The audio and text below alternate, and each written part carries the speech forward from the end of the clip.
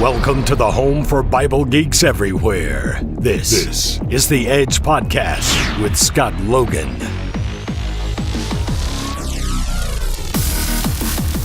What's up, Bible geeks, and welcome to the Edge Podcast. I'm your host, Scott Logan, and I hope that so far, wherever in the world you are, while listening to this show, that you are having a great Christmas season. You know, as long as it's still Christmas season when you're listening to this particular episode. Now, guys, the nerd in me is super excited. As of the release of this episode, next week is the release of Star Wars: The Last Jedi.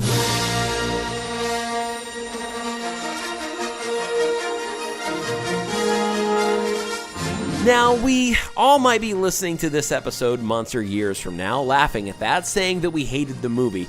I really hope that that's not the case. I have a really good feeling about this. I had a really good feeling about Rogue One last year, and it didn't disappoint me at all. And I have a really good feeling about this movie as well.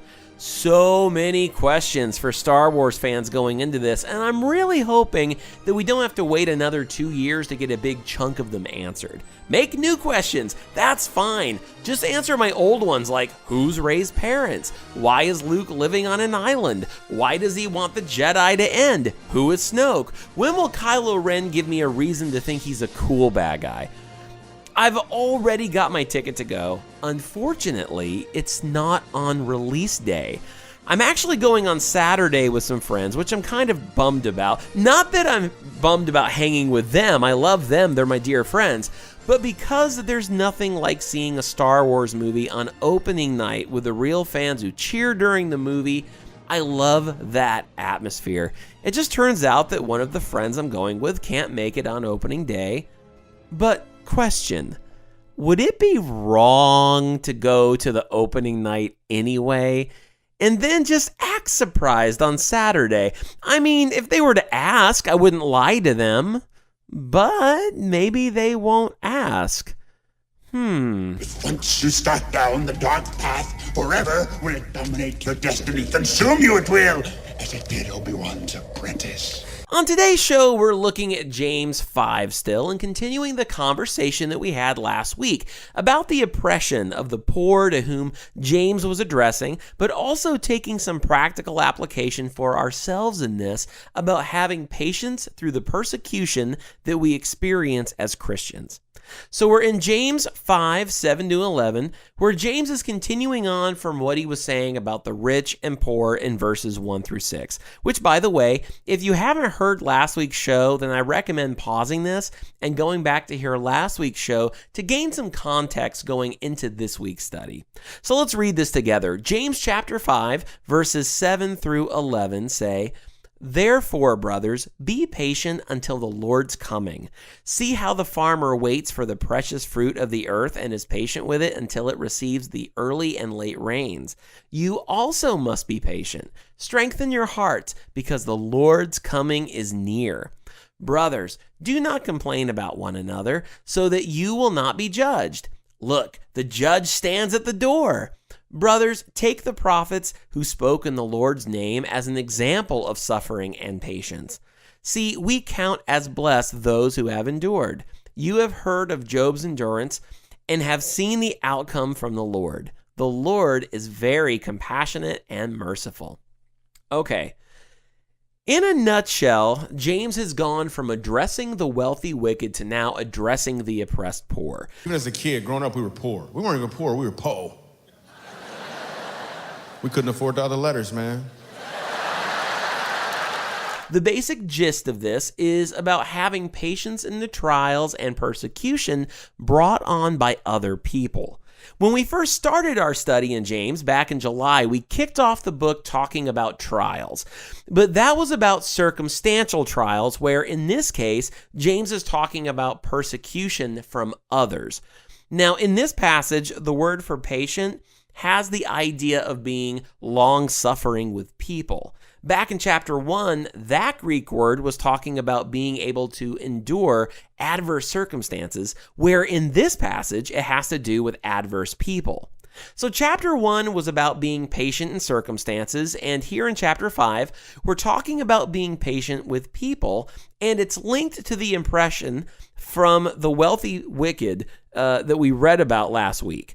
And the idea is that it's just as important to be patient with people as it is being patient with circumstances. Now, as it said in verse 6 last week, righteous people don't fight back. As followers of Christ, we don't resist and retaliate and seek vengeance on those who would persecute us. Whatever the trial may be, whatever the persecution may be, we must be patient. That's the righteous standard. That's the righteous expectation of the child of God. Now, I don't necessarily, based on what I've read and studied, believe that this is another one of James's tests in his series of tests given to evaluate the authenticity of one's faith, because in those tests, he's writing to non-Christian Jews who are calling themselves Christians but are not. In this passage, James is directing his words to true believers who do have the capacity to be patient. I don't think the point here is if you struggle with patience while being persecuted, that you're not a Christian.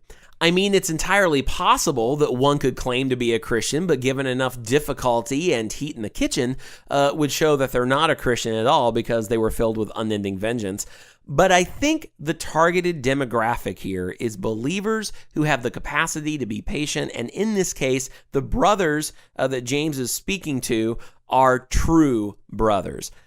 Christians who need to stay righteous and stay just in the midst of their persecution and suffering. And that's not an easy thing to do.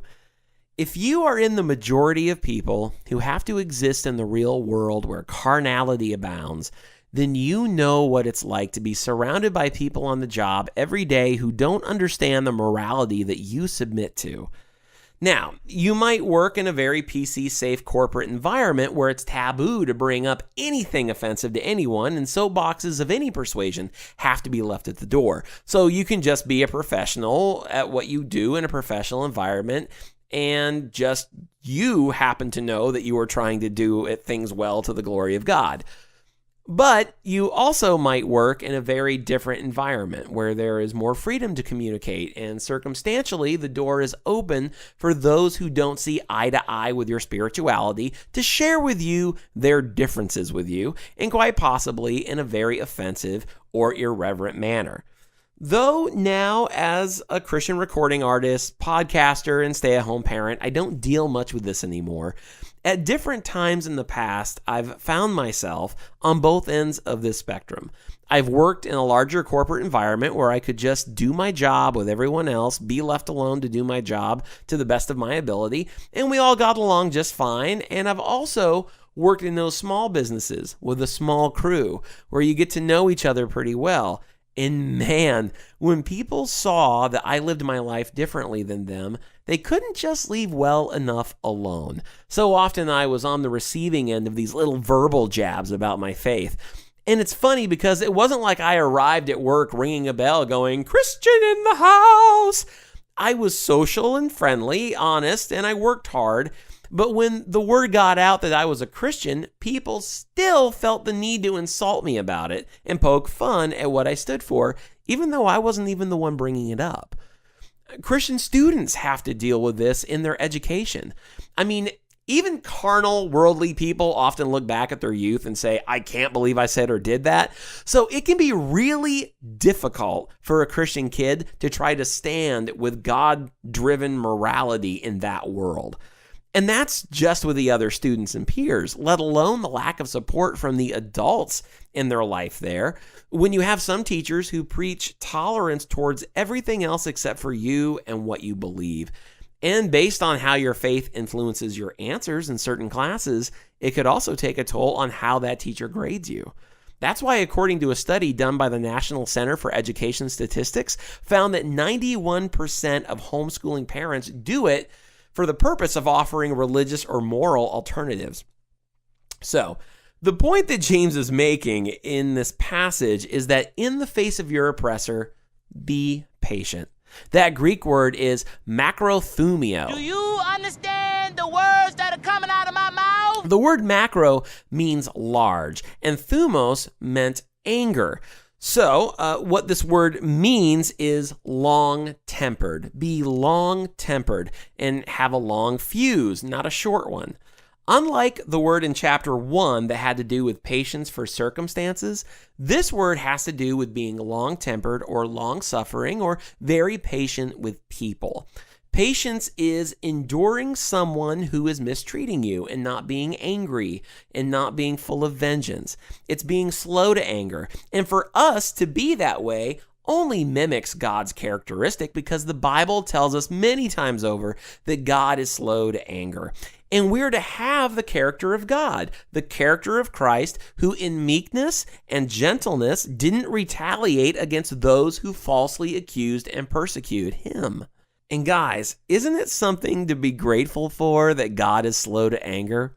2 Peter chapter 3 verse 15 says, "Regard the patience of our Lord as an opportunity for salvation." That's that same word, macrothumio. Because God is long-tempered and patient with us, there is an opportunity for salvation. If God had a short fuse, we'd all be in hell. And if a holy God can be patient with unholy sinners, then unholy sinners can certainly be patient until a holy God, or as we read last week, the Lord of hosts, acts on our behalf. James, being so cool, doesn't just leave it there. Knowing it's not easy, he gives us some important ways to do that. The first one being to look forward to the second coming of Christ, realizing it won't always be like this. Often you might hear a believer say something along the lines of, "Get me out of here, take me home, Jesus." For many of us, it's pain on earth that just builds this anticipation for heaven. So James says, be patient, it's coming. He mentions the coming of the Lord in verse 8 as well, and also mentions it again in verse 9 when he says the judge is standing at the door. So he makes 3 references to the second coming of Christ here. And while the church has always lived in the hope of the second coming, I would even say that a persecuted church lives even more in the light of the second coming. In fact, the more persecuted a church is, the more it anticipates the second coming. And then on the other side of that, you have this affluent, self-serving, worldly, indulging church of today, which is really a little concerned about the second coming. They're more concerned about the postponing of the second coming because through wealth, they've created their own little heaven here. Why would they want to leave? For them, their best life is now. But a church under persecution inevitably longs for the coming of Christ. I also want to look at this word for coming because this is kind of important, and please know that this particular part of the episode is not focused on eschatology. I'm not trying to make a point. I'm not getting into the hot topic discussion of pre-tribulation rapture versus post-tribulation, but I will say this. The Greek word for coming is parousia, and this word is used repeatedly in the New Testament. Here's a fun fact. Another fun fact. Did you know 1 out of every 13 verses in the New Testament makes a reference to the second coming of Jesus? So parousia is the most common term in the New Testament epistles for the second coming. You'll hear theologians use that word. You'll even read it sometimes. And in the Greek, it means more than just the coming. The best way to describe it is that it is the arrival, because it's not just the coming or the coming and leaving. It is the coming and the presence of Jesus. So it is that Jesus comes and he is present. He has arrived. We as believers are looking for the arrival of Jesus. His arrival is happening in order to bless his people with his presence. That's the idea of the word. It's his arrival we're looking for. It's not enough to live in this world. It's not enough to have the best that this world has to offer. But our hope is in the arrival of Jesus and the world for us that is yet to come. Of course, James doesn't have a time frame for that event. He says just to be patient because it will come. He's basically saying if you're going to endure the persecution of the wealthy wicked, which is still the situation he's addressing here, if you're going to endure whatever suffering comes, you've got to have your eyes on the return and the arrival of Jesus. Then James goes on to give an analogy for his readers. He says, "See how the farmer waits for the precious fruit of the earth and is patient with it until it receives the early and the late rains." Now that's just an analogy, just a simple illustration. It's not allegory. It's not intended to be spiritualized. It's very simple. The farmer waits. That's how it is when you're a farmer. You plant and then you wait. And that conveys the idea of looking expectantly for something outside oneself. That's the Greek term here.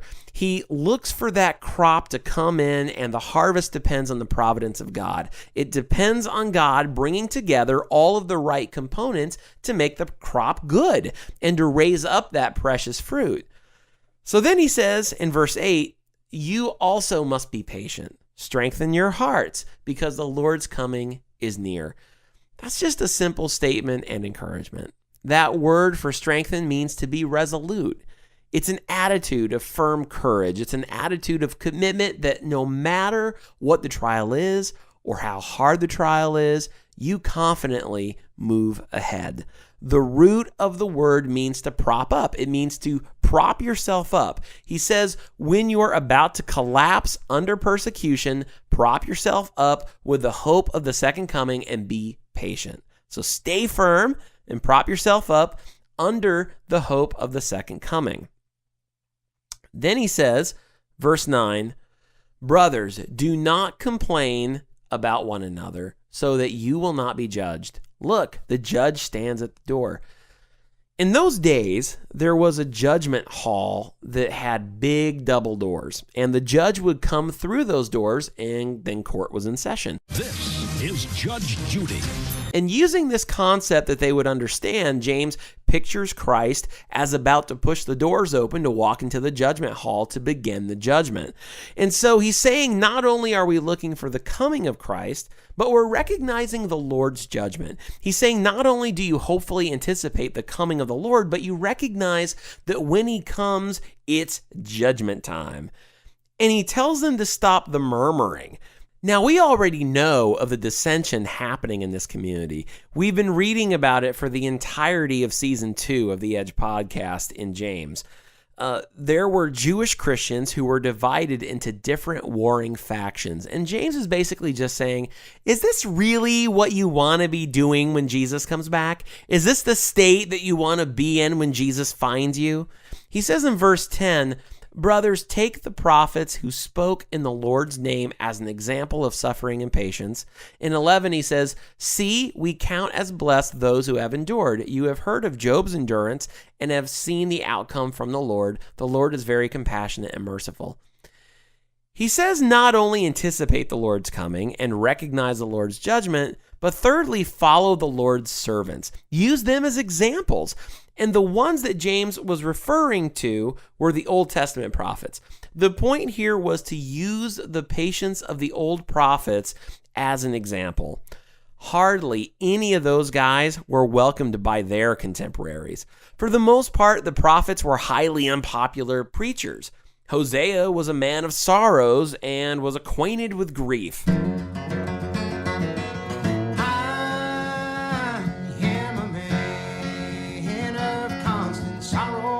Micah was the first prophet to threaten Jerusalem with destruction, so I'm sure he was invited to a lot of parties.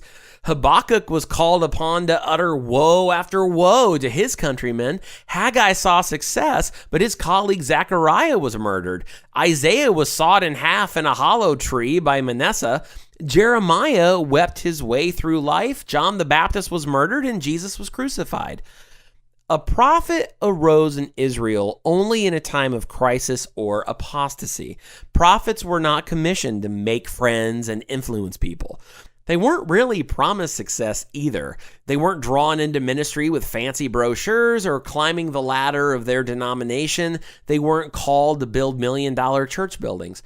The basic requirements of a prophet were conviction and courage, along with patience. So often the things that the prophets revealed were from the future as events far removed from their own time. And they learned that God's calendar was much bigger than their own. So patience was the essence of their call. James says in verse 11, "See, we count as blessed those who have endured." You have heard of Job's endurance and have seen the outcome from the Lord. The Lord is very compassionate and merciful. That's another mindset that we should try to have when we're being patient in the midst of persecution. And that is understanding the Lord's blessing. He says, we count as. That means it was widely received common opinion. We, in general, call people who endure through trials blessed. They are acknowledged to be blessed, happy, admirable people who endured. That word for endure is the Greek word from chapter 1, speaking of enduring through the trials and trying circumstances. Here's an important point, too. The blessings come not to the people who do big things, but the blessings come to people who endure big things. James also brings up the story of Job. I'm pretty sure most people who have been a Christian for a while now know that story. But Job was a godly man. Satan came to God and said, I don't think you have one man on the earth that will be true to you. And God said, yes, I do, Job. And he said, Satan, you can't kill him, but you can do just about everything else to him.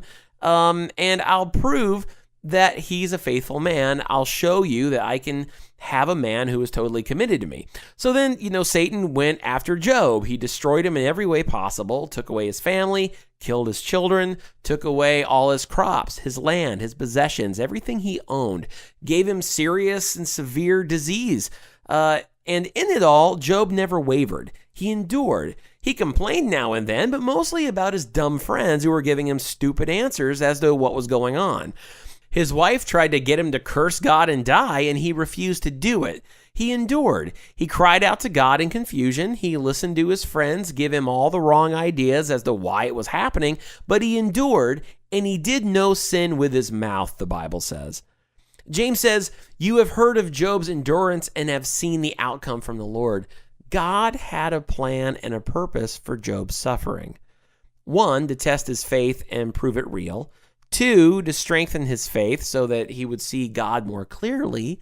3, to prove to Satan that there was a man who was totally a lover of God no matter what it cost. And 4, to increase Job's blessedness because the book ends with Job being blessed, being given twice the amount of what he had. And that's another motivation in our patience through suffering. God has purpose for it. So patience in any trial comes when we anticipate the Lord's coming and live in the light of it. It comes when we recognize the Lord's judgment and live in the fear of it. It comes when we follow the Lord's servants and live in the pattern of that. It comes when we understand the Lord's blessing, that he wants to bless us, and we can be counted happy if we endure. And it comes when we realize the Lord's purpose. He's doing something to us. He's perfecting us. He's getting ready to do greater things for us. And lastly, it comes when we realize his character. James says, the Lord is very compassionate and merciful. God's character is made up of compassion and mercy. He carries your cares. He has your best interest in mind. He's tender-hearted, and he never takes a break in the middle of your situation to go do something else. Guys, what are you going through right now? Are you going through the darkness of some trial, maybe in your family or maybe in your marriage? Maybe it's a struggle financially. Maybe you have a disease. Maybe you've struggled with work. There are so many different kinds of trials, and whatever they are, know this. Suffering, trial, trouble, and affliction, whether it would be physical, emotional, economic, or whatever it may be, it just comes with the territory. James tells us the best way to deal with it is to start living anticipating the Lord's coming, and then follow the Lord's examples, and then consider the Lord's blessing, and then consider the Lord's purpose, that he has something in mind to perfect in you, and something for his own glory by your trial. And remember his character. He is compassionate. He understands what you are going through and how it makes you feel, and he will get you through it, and you will be far better off at the end. We'll be right back after this. Where truth and entertainment are BFFs. The Edge Podcast with Scott Logan. Hi, I'm Todd Nettleton, and this is the Voice of the Martyrs Radio. The Buddhist nation of Bhutan is a dangerous place to preach the gospel, even in the most remote mountain villages. After one beloved pastor was murdered, villagers believed his ministry would cease, but that wasn't the case. When asked for volunteers to step into their pastor's pulpit, 5 hands shot up without hesitation. Though the congregation grieved the loss of their pastor, they rejoiced in the ongoing work of the gospel. Where one preacher fell, 5 were raised up in his place. Join me in praying for Christian survivors around the world who faithfully take up the banner of the gospel, just like these Bhutanese believers. I will not let my brothers and sisters suffer in silence, nor will I let them serve alone. To join me in prayer for persecuted Christians, go to vomradio.net. Like the show? Buy a shirt. Visit the Edge Podcast store at www.theedgepodcast.com. This is The Edge Podcast with Scott Logan. Well, guys, thanks so much for listening to the show this week. Next week is going to be a little interesting because we're only going to be studying one verse, and that's verse 12, which kind of has its own self-contained thought. And I was thinking about tacking it onto this study, or maybe, putting everything, the rest of James chapter 5 into one more episode. I've decided to go ahead and break it up into 2 more episodes. So we're going to do verse 12 next week, and then after that, in 2 weeks, it's the final episode of the Edge Podcast Season 2. We're going to be all done with the book of James, and it's going to be break time. But in the meantime, guys, we still have a little bit of James to go, so make sure to tune in for those next 2 episodes. If you want some more information about the Edge Podcast, please go to the website, theedgepodcast.com. Up at the top right corner of the homepage, you're going to find some social links, so go ahead and click on those. Check out our Facebook page and give it a like. I'm on Twitter, and please follow me on Twitter at EdgePodcast1. I'd love to get to know you on there as well. But in the meantime, guys, I'm Scott Logan. You've been listening to the Edge Podcast, and I will talk to you next week on the same day that Star Wars comes out. But until then, make sure to live on the edge. You've been listening to The Edge Podcast with Scott Logan. Visit the website, www.theedgepodcast.com, for a complete list of episodes, blogs, merchandise, and more. And above all else, live on the edge.